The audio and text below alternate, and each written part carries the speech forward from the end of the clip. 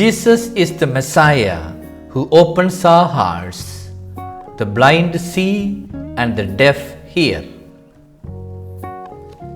Jennifer was born with congenital cytomegalovirus, which can result in total hearing loss. Her symptoms were initially undetected, and she gradually started losing her hearing between 6 months and a year. She was put in a school for children with hearing loss. At the age of 14, doctors told the teacher in the school that the technology had advanced and that Jennifer could hear with the help of a hearing aid. The teacher advertised on social media, and a rich family promised to help them purchase the costly instrument. The marvelous result was that the girl could hear and speak without any impediment. She was overjoyed. On hearing a symphony for the first time, she cried, she laughed, she threw her hands in the air at the marvel. She jumped up and down with excitement. She was intent on hearing every sound, and she looked gratefully and tearfully at her benefactors. In the book of Prophet Isaiah, chapter 35, verse 4 and following, the prophet prophesies about the age of the Messiah. Be strong, here is your God. He comes with vindication. Then will the eyes of the blind be opened, the ears of the deaf be cleared.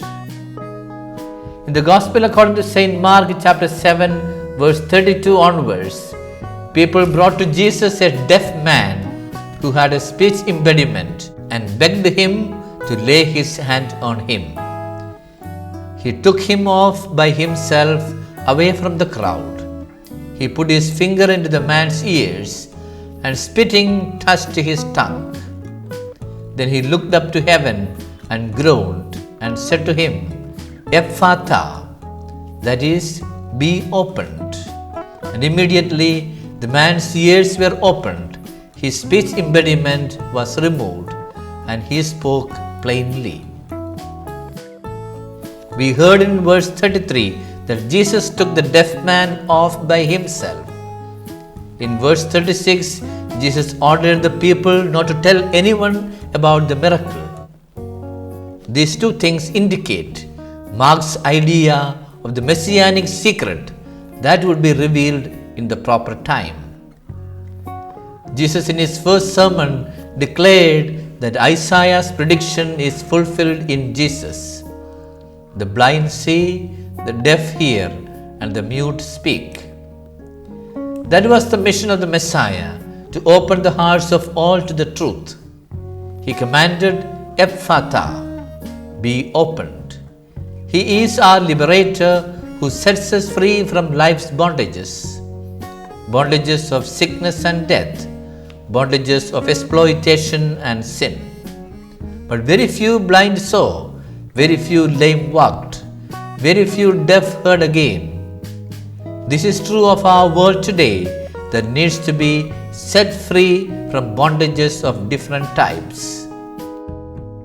According to St. Mark, Jesus traveled from Tyre by way of Sidon to the Sea of Galilee into the district of Decapolis.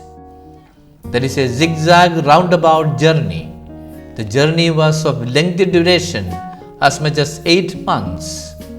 Perhaps Jesus was taking his disciples out of public eye to prepare them to continue his mission, his ministry after his death. He called his followers to continue his messianic mission. He continues to invite every Christian to become partakers of his mission as the Messiah, to help the blind see, to help the deaf hear, and to set those in bondage free.